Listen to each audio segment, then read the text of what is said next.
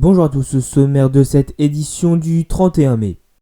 Un grand format consacré aux différentes reprises de championnat en Europe, un dernier point sur la Ligue 2 à 22 équipes, des chants enregistrés qui passent à la télé en Allemagne ou encore des jeunes dangers au niveau européen.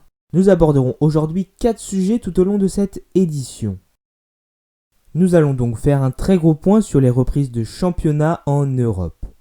Premièrement, nous le savons, la Bundesliga a repris le 16 mai dernier malgré le virus qui circule toujours dans le pays. Ensuite, partons du côté de l'Outre-Manche et parlons de la Première Ligue.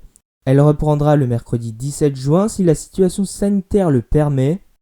Les matchs devraient se jouer le vendredi à 20h, le samedi à midi et demi, à 15h, à 17h30 et à 20h, le dimanche à midi, 14h, 16h30 et 19h, puis un dernier match le lundi à 20h.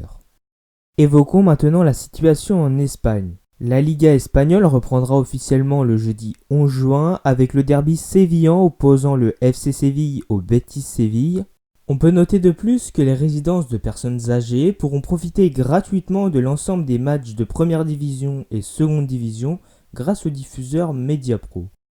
Le championnat italien lui reprendra officiellement le samedi 20 juin alors qu'il était interrompu depuis le 9 mars. Cependant, la reprise du championnat italien ne marquera pas le retour du football italien car dès le 13 et 14 juin, les demi-finales de la Coupe d'Italie seront jouées pour une finale prévue le 17 juin. Pour ce qui est de la France, la position de la Ligue de football professionnel est toujours maintenue. Ils l'ont redit dans une déclaration transmise à l'AFP. Édouard Philippe a écarté à nouveau ce jour l'idée d'une reprise des compétitions. Il n'est donc pas question d'envisager un redémarrage de la saison 2019-2020. Cependant, le Premier ministre a autorisé à ce que les joueurs de haut niveau et professionnels reprennent les entraînements dans le cadre d'un protocole très strict à partir du 2 juin. Nous allons maintenant nous attarder sur les plus petits championnats européens. Premièrement, les championnats ayant décidé de mettre un terme à leur compétition sont ceux des Pays-Bas et de la Belgique. Les championnats qui ont déjà recommencé sont ceux au Danemark et ceux depuis le jeudi 28 mai avec des supporters en visioconférence qui regardent le premier match. Passons maintenant aux pays qui ont fixé une date pour leur reprise de championnat.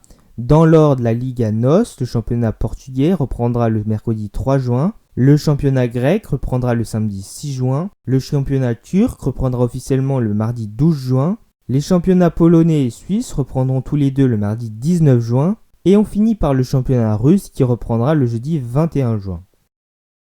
Le comité exécutif de la FFF a décidé de réformer la décision de l'Assemblée générale de la LFP en date du 20 mai 2020, adoptant un nouveau format de championnat de Ligue 2 à 22 clubs sans descente pour la saison 2020-2021. C'est ce communiqué qui a été rédigé ce mercredi par la Fédération française de football et donc il n'y aura pas de Ligue 2 à 22 équipes la saison prochaine. Le comité a jugé qu'il était contraire à l'intérêt supérieur du sport. En conséquence, les deux descentes réglementaires prévues sont maintenues.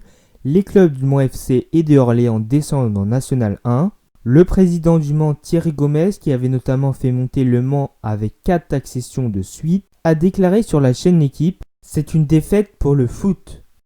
Reste maintenant à savoir si les deux clubs relégués vont faire appel au Comité national olympique et sportif français ou au Conseil d'État pour révoquer la décision de la LFP de placer 22 clubs en Ligue 2. On a pu l'entendre par exemple lors du Der Klassiker, le Classico en Allemagne opposant le Borussia Dortmund au Bayern Munich. Des chants de supporters ont été intégrés dans l'ambiance du match sur les chaînes de beIN Sport.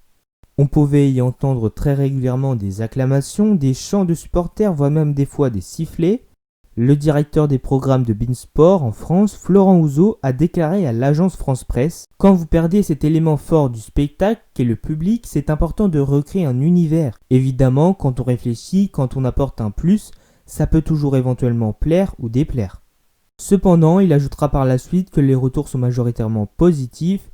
Tout ce résultat est le travail d'un ingénieur du son qui mixe les différents sons, chants, cris, insultes parfois, préenregistrés et mélangé avec le son du direct. Une bonne nouvelle pour le football français. Les U19 de l'Angers Sporting Club de l'Ouest vont évoluer l'année prochaine dans une compétition européenne, la Youth League. C'est concrètement l'équivalent de la Ligue des Champions mais au niveau jeune, plus précisément au niveau U19. Je vous parle aujourd'hui de cela car c'est la première fois depuis son histoire que le club d'Angers est qualifié pour la Youth League. Après une fabuleuse saison dans le groupe C du championnat de France des U19, les Angevins seront accompagnés du Paris Saint-Germain et de l'Olympique marseillais pour cette prochaine édition de la Youth League.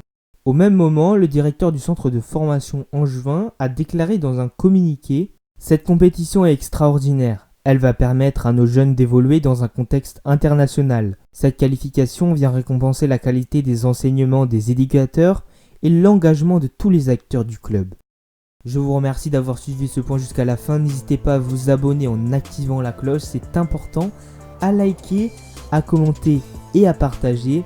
Et on se dit à dimanche prochain pour une nouvelle édition des 5 Actu Football.